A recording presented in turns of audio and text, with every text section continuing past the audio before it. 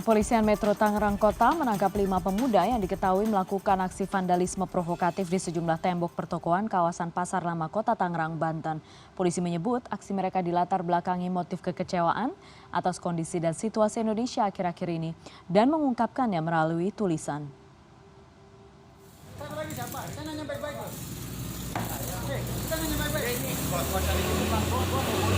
Tiga pelaku vandalisme di pertokoan Pasar Lama Jalan Ki Asnawi, Kota Tangerang pada Jumat dini hari ditangkap aparat kepolisian Polsek Tangerang. Satu lagi siapa? Gua nggak tahu siapa. Tiga pelaku ini ditangkap di sebuah kedai kopi Jalan Betet Raya, Perumna 1, Kelurahan Cibodasari, Kecamatan Cibodas, Kota Tangerang. Para pelaku sempat adu mulut dengan petugas saat akan diborgol karena mengaku tak mengetahui dan menyembunyikan identitas pelaku lainnya. 5 pelaku yang sedang diamankan saat ini memang mereka tergabung di dalam satu grup kelompok tertentu. Jadi memang satu kelompok yang sudah diamankan ini dan mereka memiliki peran masing-masing. Memang ada pelaku yang melakukan pencoretan, kemudian membuat konsep tulisan, dan ada pelaku-pelaku yang memiliki peran perencanaan terkait rencana-rencana kegiatan aksi mereka. Sebelumnya pada Jumat dini hari lalu, 3 pelaku aksi vandalisme di Pasar Lama mencoret-coret 7 titik dinding pertokoan dengan kalimat provokatif sehingga meresahkan warga sekitar dan pemilik toko. Namun coretan dengan cat semprot tersebut sudah dihapus oleh aparat kepolisian dan pada Jumat siang hanya tersisa cat penutup. Polisi menyebut aksi mereka dilatar belakangi motif kekecewaan atas kondisi dan situasi Indonesia akhir-akhir ini dan mengungkapkannya melalui tulisan. Petugas keamanan Pasar Lama yang saat itu tengah berjaga malam mengatakan aksi coret-coret dilakukan secara cepat, dilakukan oleh 3 orang dengan menggunakan kertas dan cat semprot. 7 titik. Nah, kejadiannya jam 1:30 malam. Malam Kamis. Nah, karena saya lepas piket jam 5, sholat subuh udah balik. Ya, dikabarin, ditelepon jam 8 pagi. Saya meluncur langsung, saya foto-foto coretan itu. Ada 7 titik. Gitu. Langsung saya foto-fotoin, saya laporan ke Pak Binsai Binamas tempat. Ya, diceplak pakai itu karton baru dipilok. Ya, provokatif itu mah, mengajak itu, meresahkan tokoh-tokoh dengan masyarakat, dengan saya sebagai keamanan untuk meresahkan juga. Aparat kepolisian mengimbau bagi warga yang melihat atau menemukan vandalisme provokatif di tengah masyarakat bisa melaporkan pada polisi setempat. Warga diimbau tidak main hakim sendiri agar tidak terjadi kericuhan. Turnya, Tangerang, Banten. Pembatasan sosial berskala besar yang dilakukan di DKI Jakarta tak mengurangi ancaman kriminal bagi warga. Polisi setidaknya telah mendeteksi ada kelompok yang akan berbuat onar memanfaatkan situasi sepi, dikatakan pada tanggal 18 April nanti. Seberapa nyata ancaman ini? Apakah ancaman hanya muncul di DKI Jakarta saja atau juga di wilayah penyangga yang juga akan menerapkan PSBB? Malam ini sudah bergabung 2 narasumber. Yang pertama adalah Kombes Pol Sugeng Haryanto, Kapolres Metro Tangerang. Pak Sugeng melalui Skype. Selamat malam Pak Sugeng.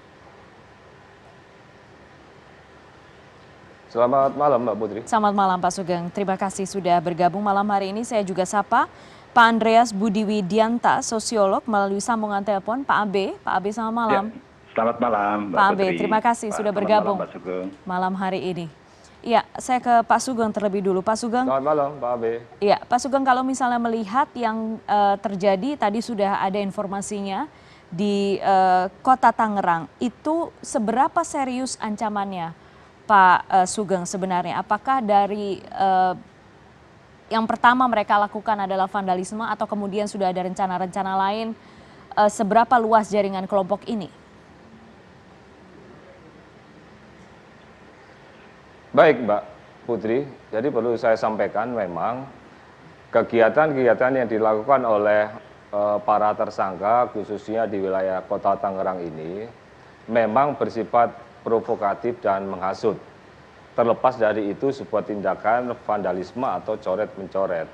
Saya anggap serius ini karena kita sedang menghadapi situasi dan kondisi wabah virus COVID-19 ini.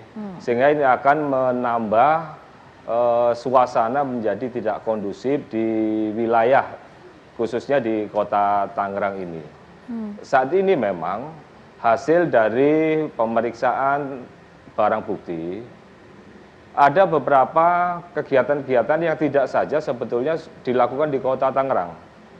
Ada beberapa kota yang sudah mereka lakukan di antara kelompok-kelompok mereka sendiri, seperti di Bali, kemudian di Jawa Timur, itu sudah ada, dan mereka saling memberikan informasi di antara kelompok-kelompok mereka itu bahwa mereka sudah melakukan kegiatan-kegiatan serupa. Ini sebagai bentuk ekspresi memang terhadap kekecewaan terhadap situasi kondisi yang terjadi saat ini. Jadi jaringannya ada di mana saja Pak sebenarnya mereka?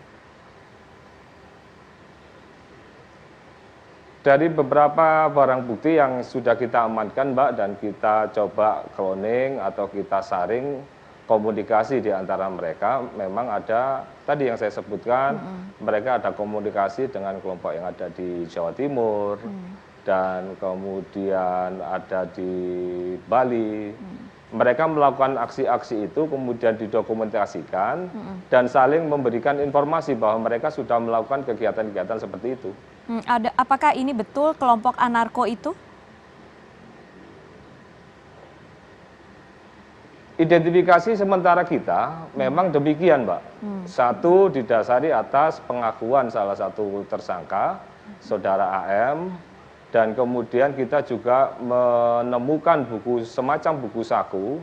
Di sana ada bertuliskan catatan-catatan pribadi, dan kemudian ada logo, spesial logo yang ada, termasuk yang ada coretan-coretan itu ada tanda huruf A. Dan ketika kita tanyakan, mereka mengatakan bahwa itu adalah lambang anarko. Oke, baik. Saya ke Pak Abe sekarang. Pak Abe, siapa mereka ini Pak Abe? Kalau misalnya Anda lihat, Anda baca, kemudian Anda mengidentifikasi mereka yang bergabung. Iya Mbak Putri, terima kasih. Saya kira memang situasi ini saya kira perlu menyampaikan keprihatinan yang mendalam soal penambahan jumlah maupun juga korban dari penderita COVID saya kira. Dan poin ini penting karena juga situasi ini kemenpekaman yang dihadapi oleh psikologis publik itu sangat besar. Dan saya kira memang peristiwa-peristiwa ini patut dan sangat disayangkan kelompok-kelompok yang semula sebetulnya beberapa di aksi-aksi di tahun lalu sebetulnya sudah muncul kelompok ini. Kalau betul itu kelompok yang Pak Sugeng tadi sudah sampaikan ya. Dan saya kira memang patut disayangkan karena ini situasi abnormal. Dan saya kira situasi itu bukan simpati publik yang didapatkan, tetapi justru akan mendapatkan kecaman publik yang luas. Saya kira apa yang dilakukan oleh kawan-kawan ini, saudara-saudara kita ini, warga bangsa yang mungkin kecewa atas kerja-kerja apapun yang dia prihatinkan, tentu kelompok ini justru akan mendapatkan penilaian yang justru negatif. Saya kira semua publik akan memberikan atribut itu kepada mereka, tentu kalau. Tetapi memang sejauh informasi, karena informasinya saya kira juga asimetris dalam pengertian memang saya kira Pak Kombes Sugeng dan jajaran kepolisian tahu persis data-data itu, dan saya kira memang tahun lalu Polri itu sudah melibatkan BIN untuk melacak keberadaan mereka dan jejaring mereka. Nah itu sebetulnya sudah distatementkan sejak tahun lalu, sejak peristiwa misalnya Mede dan segala macamnya itu di Bandung dan peristiwa beberapa waktu yang lalu begitu. Tapi memang menjadi agak situasi ini kalau kemudian terutama peristiwa bagaimana vandalisme mereka ini kan bentuk performative violence yang dilakukan dengan sengaja untuk mencuri perhatian publik dan media. Dan proses itu memang saya kira justru simpatisan publik nggak simpatik dengan itu tentu saja. Dan saya kira keresahan akan semakin meningkat. Tetapi memang saya kira kalaupun toh benar informasi yang didapatkan oleh Kombes Sugeng dan saya kira jajarannya, mungkin dalam situasi komunikasi publiknya yang mungkin perlu perlu kehati-hatian dalam hal ini kepolisian mengkomunikasikan kepada publik, Mbak, agar misalnya berita bahwa akan menjarah se-Jawa, gitu misalnya, itu memang agak justru khawatirnya psikologi publik yang sudah tersekam ini semakin mentekam kembali dengan berita itu. Semakin down ya. Sebetulnya kalau kelompok ini sudah teridentifikasi oleh Polri, mungkin kayak saya mengistilahkannya, mohon maaf mungkin kalau nggak tepat, itu silent takeover. yang tentu dengan dasar basis profesionalitas Polri kita tidak meragukan, dan tentu ada banyak bagaimana basis-basis pendekatan yang saya kira human right, karena sebetulnya ini nanti menjadi bagian dari wajah pemerintah juga apa yang dilakukan oleh Polri ini. Dan saya kira perlakuan atas bagaimana proses itu saya kira nanti perlu selain memang profesional, transparan, dan komunikasi publik yang perlu kehati-hatian karena situasinya abnormal. Sehingga saya kira kalaupun toh betul ada rencana mereka untuk menjarah, membakar, dan segala macamnya, mungkin cara mengkomunikasinya agar tidak terlihat mencekam, sehingga kemencekamannya tidak double begitu, mungkin perlu komunikasi publik yang hati-hati. Karena bangsa ini ada dari Aceh sampai Papua itu, semua berita itu mengambil dari televisi ataupun juga media yang hari ini muncul. Kalau sedikit saja informasi itu dihembuskan ke publik, itu biasanya lalu kemudian semacam kondisi psikologis akan semakin drop dengan kondisi situasi isolasi karena COVID ini.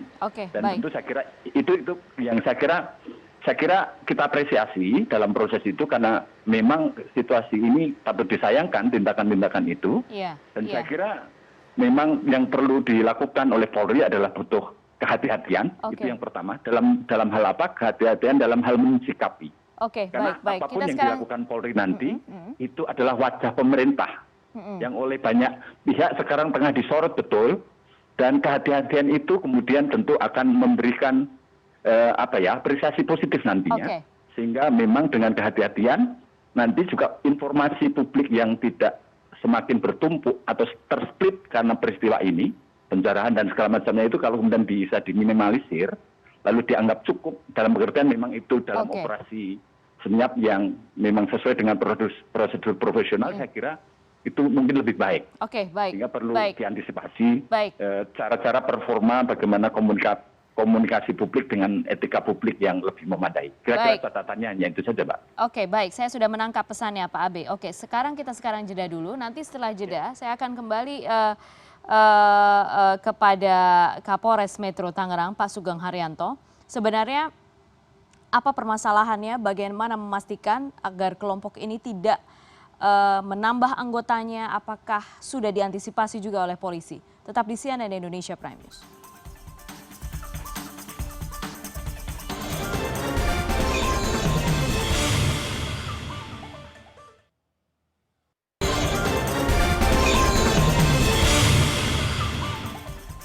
Anda masih bersama kami di CNN Indonesia Prime News. Saya masih bersama Kombes Pol Sugeng Haryanto, Kapolres Metro Tangerang, dan juga Andreas Budi Widianta, sosiolog, melalui sambungan telepon. Saya sekarang ke Pak Sugeng lagi. Pak Sugeng, kalau misalnya dari hasil identifikasi yang dilakukan Polri sejauh ini, mereka yang bergabung dengan kelompok ini punya karakteristik seperti apa, dari usia, dari latar belakang pendidikan atau latar belakang pekerjaan, dan bagaimana memastikan tidak ada penambahan anggota di masa-masa seperti ini sekarang, Pak Sugeng? Baik, Mbak. Jadi memang saat ini kita mengidentifikasi beberapa kelompok itu didasarkan pada barang bukti yang kita amankan dari pelaku. Kalau kita lihat latar belakang pendidikan para tersangka ini memang bermacam-macam. Ada yang mahasiswa, kemudian ada yang memang tidak sekolah atau tidak ada pekerjaan. Dan hingga saat ini kita agak sedikit mengalami kesulitan di dalam mengidentifikasi terkait bagaimana meminimalisir keberadaan mereka. Karena satu sisi komunikasi yang dipakai oleh mereka sendiri sungguh sangat menjadi problem tersendiri di jajaran kepolisian, karena mereka merupakan kelompok-kelompok yang tidak terstruktur. Mereka ketika mendengar ada satu teman memiliki akun lain, kemudian mereka saling menginvite di jejaring komunikasi yang ada. Seandainya mereka tidak cocok di dalam komunikasi, mereka tendang untuk keluar. Mereka mencari orang-orang yang memang sepemahaman dengan pemikiran-pemikiran mereka. Sporadis berarti ya, Pak ya? Iya, Saya pikir begitu. Oke, dari karakternya Pak, apakah ada yang spesifik mereka yang bergabung di sini? Dari karakter usia, latar belakang pendidikan, dan lain sebagainya?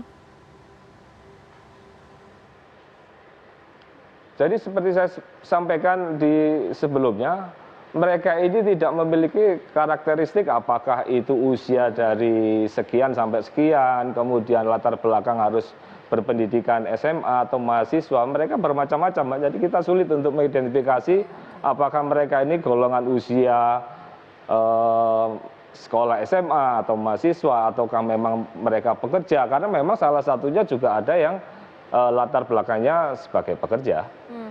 Pak Sugeng, jika ada kesulitan untuk identifikasi itu, bagaimana sekarang polisi memastikan bisa memantau pergerakan mereka?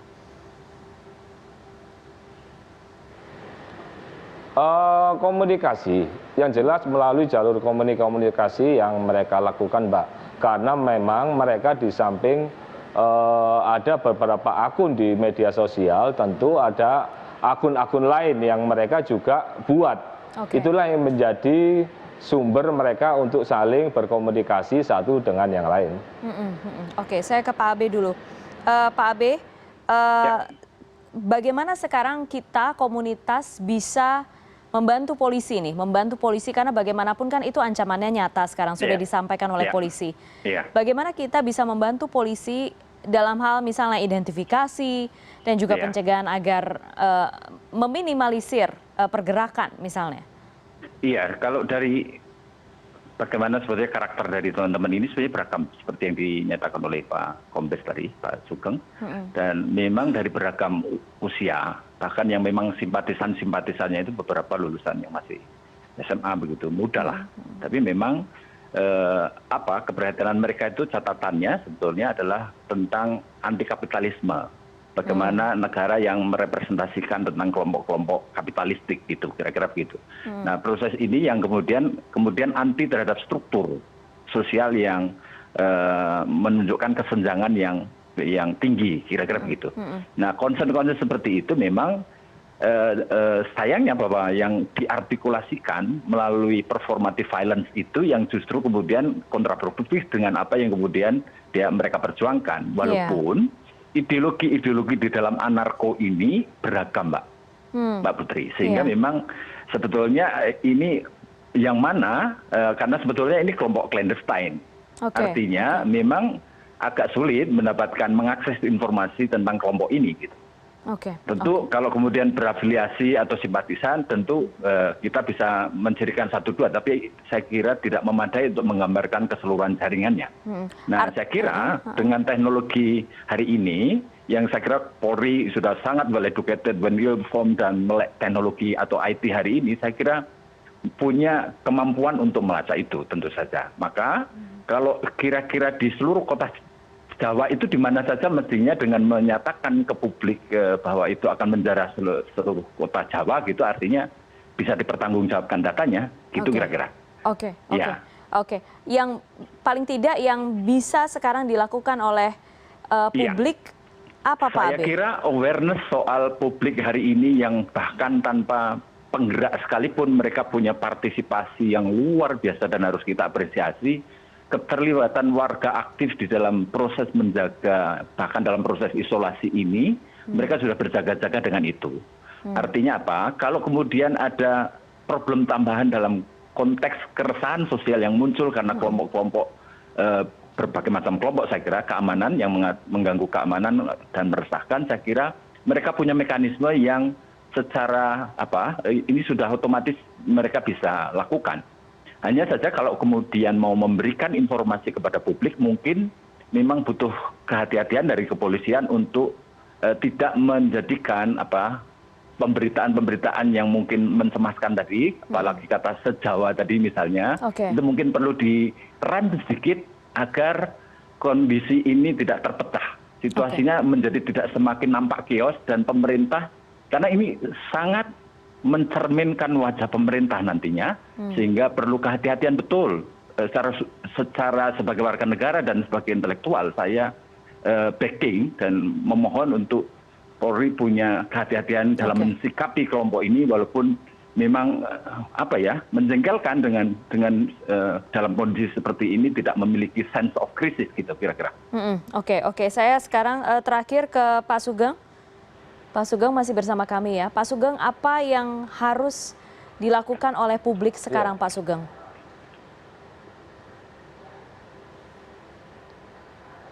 Baik, Mbak. Saya pikir saat ini publik harus bersifat dan bersikap tenang.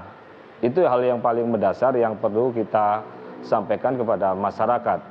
Yang kedua, jangan mudah terprovokasi dengan beberapa tulisan-tulisan atau hasutan-hasutan yang belum tentu kebenarannya, dan kita sendiri dari jajaran kepolisian sudah melakukan tindakan-tindakan represif untuk mengantisipasi dampak-dampak daripada upaya-upaya atau tindakan-tindakan yang menurut kita melanggar hukum. Jadi saya minta kepada masyarakat, tadi seperti disampaikan Pak Abe, tingkat kesadaran masyarakat ini juga kita perlukan di dalam menciptakan dan mendukung situasi keamanan di negara ini yang lebih baik. Intinya sekalipun sedang PSBB, kemudian jalanan sepi, kita tidak boleh terlena gitu ya Pak ya? Karena ancaman kejahatan itu tetap ada. Betul sekali. Oke. Betul sekali. Sebagai kita sudah melakukan kegiatan-kegiatan preventif, tentu masyarakat juga kita harapkan partisipasinya di samping untuk mengantisipasi dampak daripada COVID-19 ini, tentu ada ekses-ekses lain yang perlu juga kita pikirkan bersama. Oke, baik. Pak Sugeng Haryanto, Kapolres Metro Tangerang. Bapak, terima kasih malam hari ini sudah bergabung di CNN Indonesia. Dan juga ada Pak Abe dari Bantul, Yogyakarta.